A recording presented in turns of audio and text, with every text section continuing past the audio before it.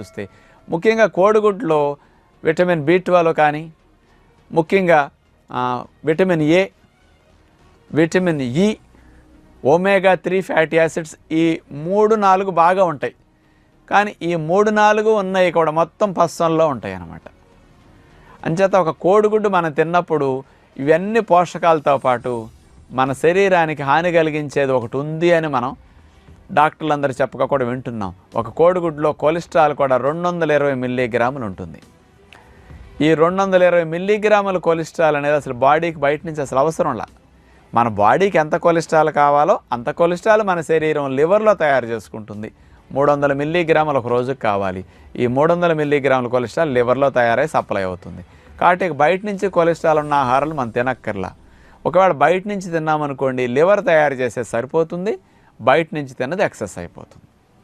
అందుకని ఒక కోడిగుడ్డు ద్వారా